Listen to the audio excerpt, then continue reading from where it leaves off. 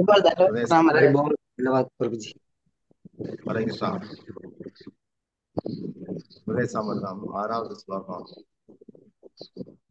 புத்தகத்துல பாத்துக்கங்க. ஸ்லோகத்தை திருஷ்டே சுபாவ ஜனிதை அப்படின்னு வரும்.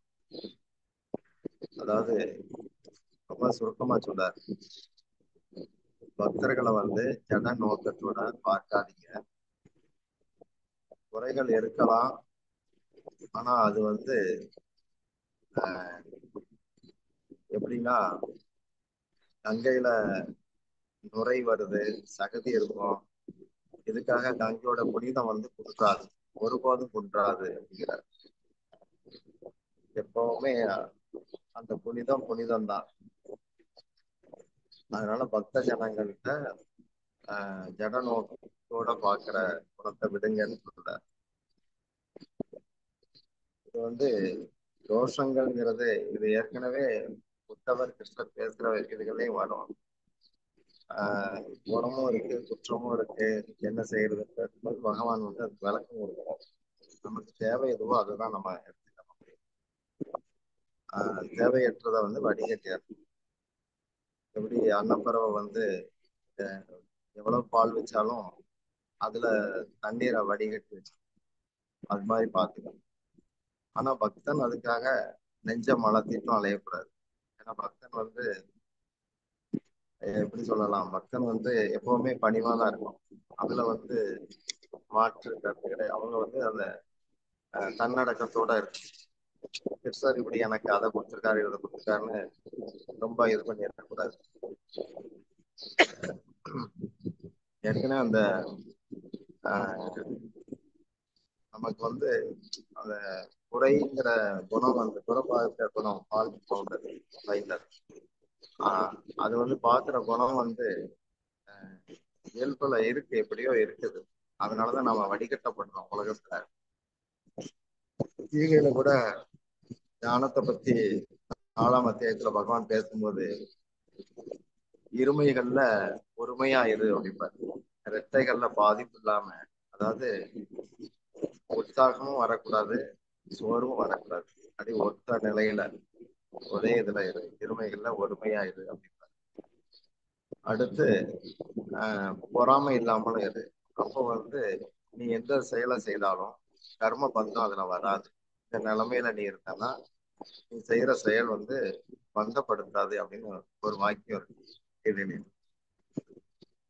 அடுத்து இந்த மாதிரி ஒருத்தர் வாழ்ந்தாருன்னா, இப்படி செயல்பட்டாருன்னா அவர் கண்டிப்பா காலப்போக்கில் அவருக்கு அந்த ஞானம் என்ன உணர்த்தும்னா, பகவான் தான் எல்லாம் ஒண்ணு.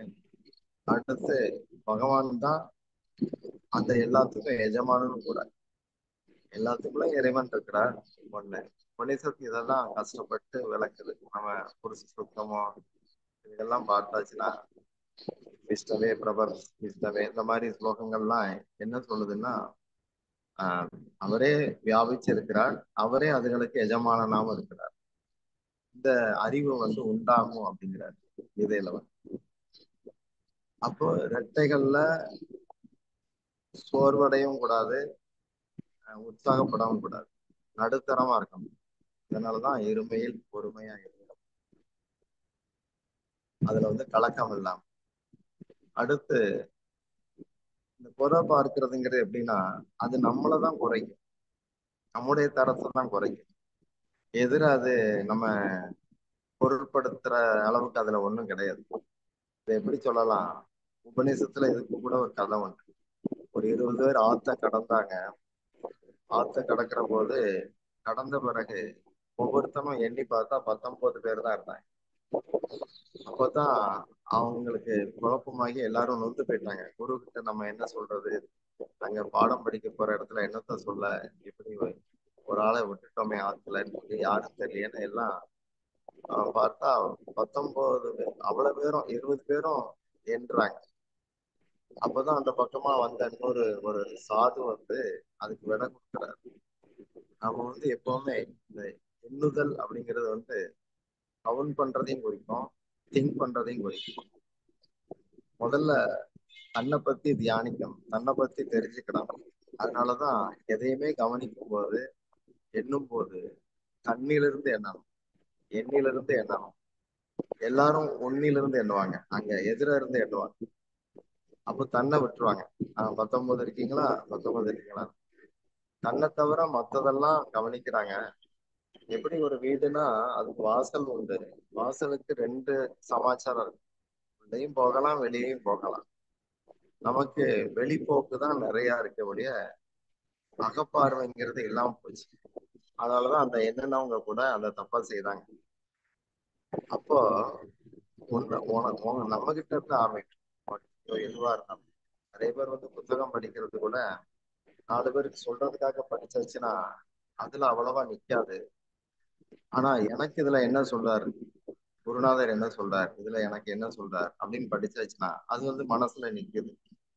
அப்போ அதை நாம கடைப்பிடிக்கும் போது தானாகவே நம்ம அதை மறைச்சா கூட அந்த செயல்பாடு அடுத்தவனுக்கும் வரும். ஏன்னா நாம அந்த தத்துவத்துல மூழ்கிட்டோம், அதுல இரண்டரை கலந்துட்டோம் அந்த கருத்துல.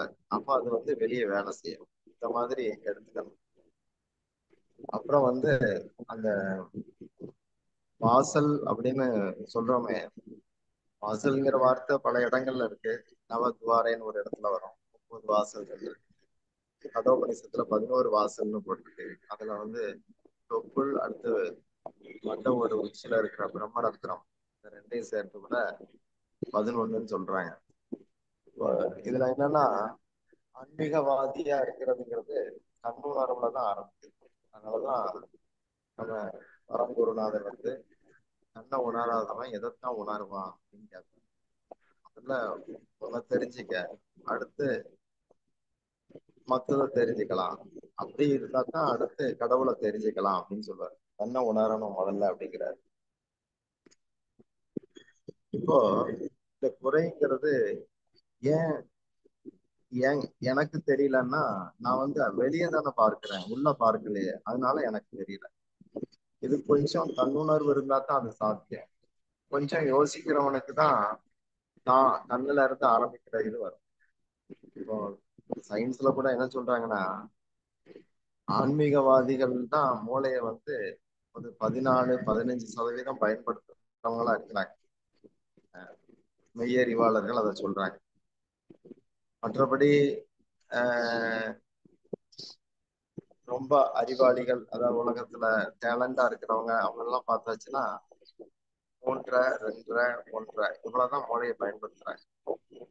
அப்ப நாம முழுக்க அந்த அகப்பார்வையோட உள்முகமா இருக்கு, நாம ஜபத்தோட இதயத்துல பரமாத்மாவை தரிசனம் பண்ணபடி, அப்படியே குரு சொல்ல மீறாதபடி அப்படிலாம் இருந்தாச்சுன்னா மூளையோட பயன்பாடு அதிகரிக்கும்.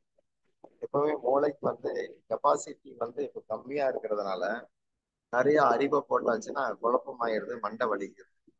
கெப்பாசிட்டியை ஏத்தணும். ஞானம் ஜாஸ்தியா இருந்தா வெளியே இருந்து அப்புறம் என்னத்தை படிச்சாலும் அது தாங்கிக்கும். ஞானம் இல்லாத போது அந்த சேகரிக்கிற அறிவெல்லாம் ஒரு சுமையாட்டம் அவங்கள துன்புறுத்த ஆரம்பிச்சு. அப்போ இந்த ஸ்லோகத்துடைய மைய கருத்தே அதுதான். பக்தர்களை அவங்களுடைய பின்னணியை பார்க்காதீங்க. என்ன ஜாதி, என்ன குலம், என்ன கோத்திரம், அவன் அப்படி இருக்கான் இப்படி இருக்கான், இதெல்லாம் பார்க்காதீங்க. எப்படி ஒரு குழந்தை எந்த அளவுக்கு ஜாஸ்தி தாய் அலங்கரிக்கிறாளோ அந்த அளவுக்கு திருஷ்டி பொட்டுன்னு ஒண்ணு பெருசா வச்சிருப்பாங்க. அது அது வைக்கும்போது திருஷ்டி விழாது அப்படின்னு. அதே மாதிரி பகவான் சில சமயம் எனக்குன்னே ஒரு குறைய வச்சிருப்பார்.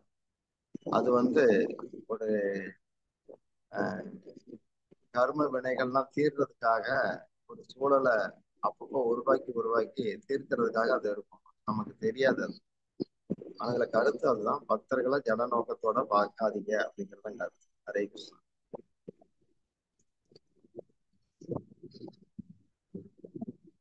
हरे कृष्णा। हरे कृष्णा। हरि बोल। धन्यवाद। Thank you Maharaj.